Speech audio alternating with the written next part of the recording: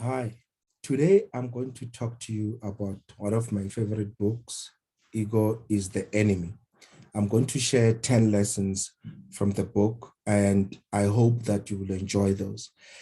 At the outset, what Ryan is trying to tell us is that we all have ego. It's when the ego is too big and too destructive that it becomes a problem. So, what he tries to do with this book is to try and help us, maintain or contain that ego so that it's not destructive. So he basically says that ego is the enemy within us. It's not the enemy out there, it's the enemy that within us. So I'm going to jump straight into the 10 lessons, and I hope that you will enjoy them. Lesson number one, Shamrock theory. So Frank Shamrock is a martial art champion, and he uses this Shamrock theory as a system to train his fighters. So the theory is basically plus minus equals. So it's the plus sign, minus sign, and the equal sign. So he uses that to train his fighters. So basically what he says is that each fighter to become great needs someone that they can learn from. This is a plus, someone who's better than them, who is ahead of them. And then they also need someone who's less than them so that they can teach them. So this is a minus. And they also need someone who is on the equal level as them so that they can challenge them. So it's basically plus someone who's better than you, minus someone who's less than you, equals someone who's on the same level so that they can challenge you. And he's basically saying that if we adopt this theory, we are likely to manage to contain our ego. So the plus, minus, and equals principle can be applied to any field.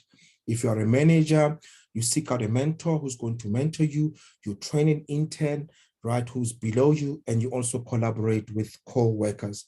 If you play soccer, for instance, you can learn from the best players from the team, you can help the worst players, and you can compete with all your other teammates during practice. So lesson number one, the Shamrock theory, surround yourself with people who are better than you, surround yourself with people who are less better than you, and surround yourself with your peers who are on the same level as you. Lesson number two, avoid too much talk. Too much talk about your work depletes you. So people love talking. They talk. And what they don't seem to understand is that excessive talk can actually be damaging. It decreases your insights and it provides a false sense of achieving. So there's just this thing about talk that the more you talk, you think that you are actually working. You think that you're actually achieving.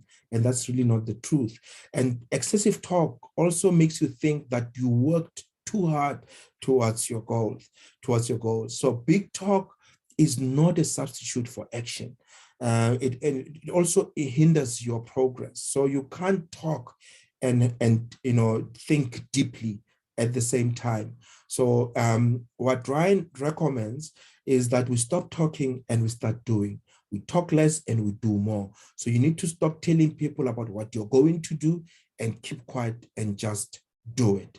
Excessive talk creates the illusion of productivity, but produces no tangible results. So he's of the view that silence is golden. So avoid excessive talk. That's lesson number two.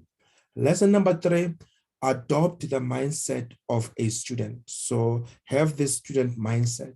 It's easy to be a student before you become successful and you become great. The real challenge, though, is to remain a student even when you have achieved greatness. So you must stop, you must adopt a student mindset because there's so much to learn out there.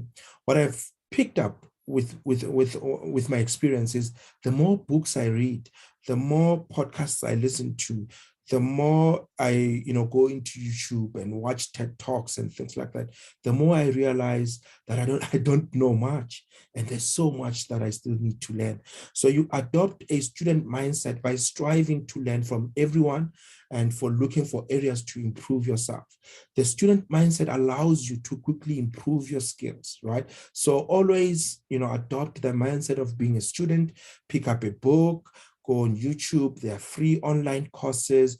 Always learn new things. Lesson number 4, practice self-control. It's very important that you meditate, you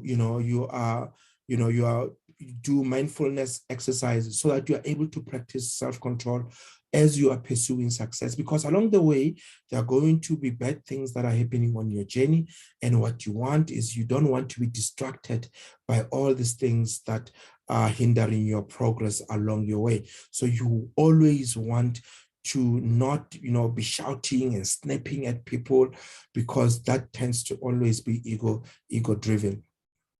Lesson number 5, beware of the dangers of pride. Pride makes people to think that they are better than everyone else. And as a result, they don't have meaningful relationships with other people. They're always looking down on other people.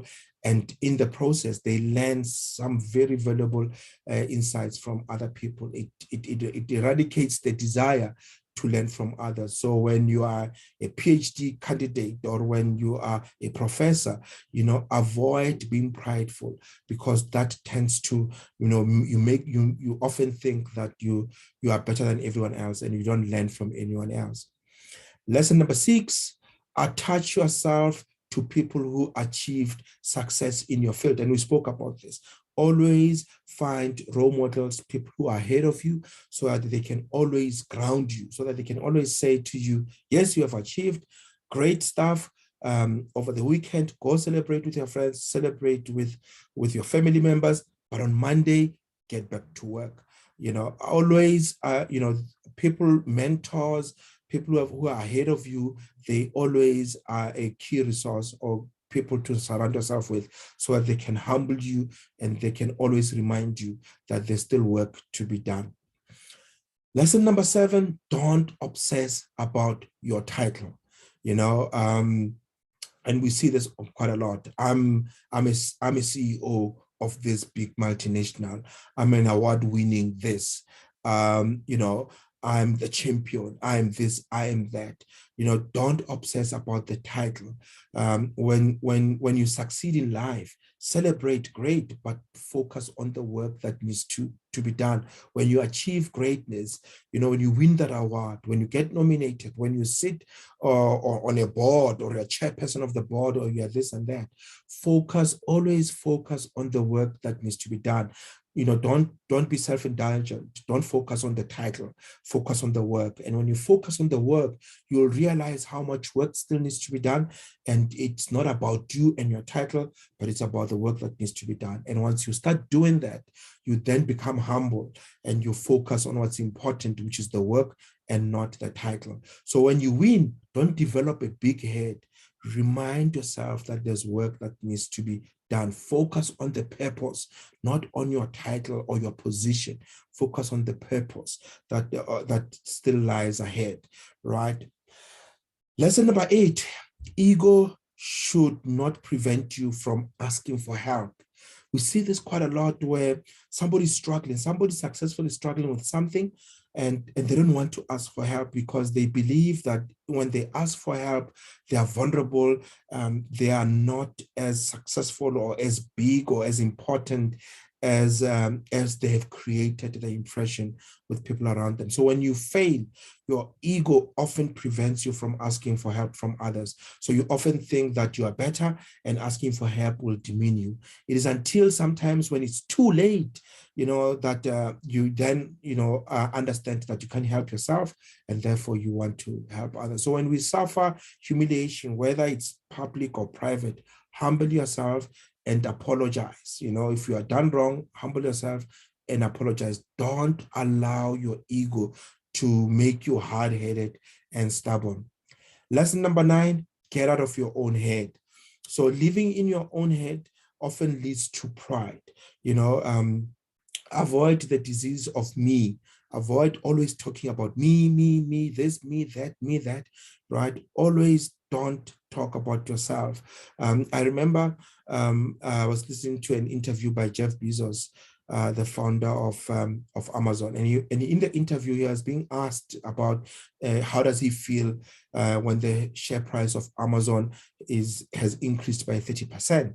And he says that he always, when he has a hands-on meeting with his team, he always discourages them from, looking at the share price, because, the share price is a popularity contest.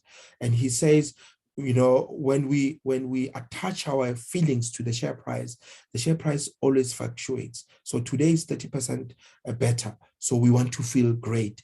What happens tomorrow when it's 70% worse off? Are we going to feel bad about ourselves? So he says, for as long as we are focusing on the fundamentals of the business, again, the work that needs to be done, and not on the share prices doing this, celebrate.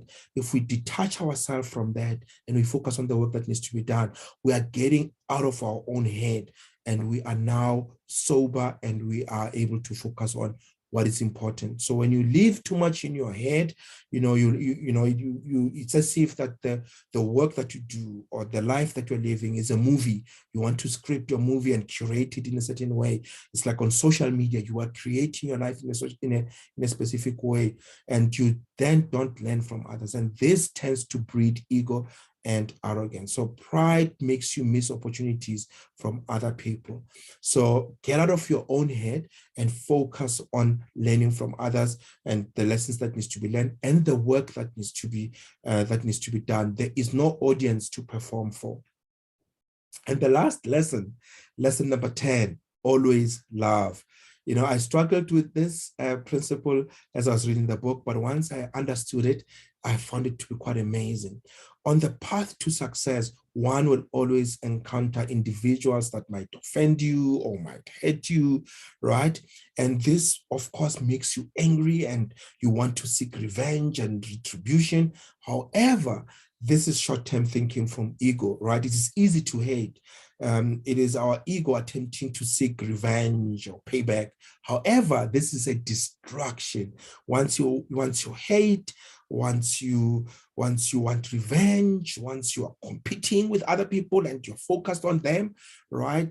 You are being distracted and you get busy seeking revenge, that you are not focusing on your work, on the work that needs to be done. So hate does not get us to our goal. In fact, it distracts us from our goal. So instead, one must always love. Love is egoless, it is positive, it is peaceful, it is productive. So hate focuses on the past, while love focuses on the present, and most importantly, in the future. So stay positive, stay focused, and show love. Hate is easy, hate blames, hate is, destructive, right? But love always is within reach. It's an option that we need to exercise. Love is egoless, love is open, it's positive, it's vulnerable, it's peaceful, and most importantly, love is productive. I hope that these 10 lessons will help you to defeat your ego and most importantly, to reach new levels of success. Thank you so much for watching the video. Thank you.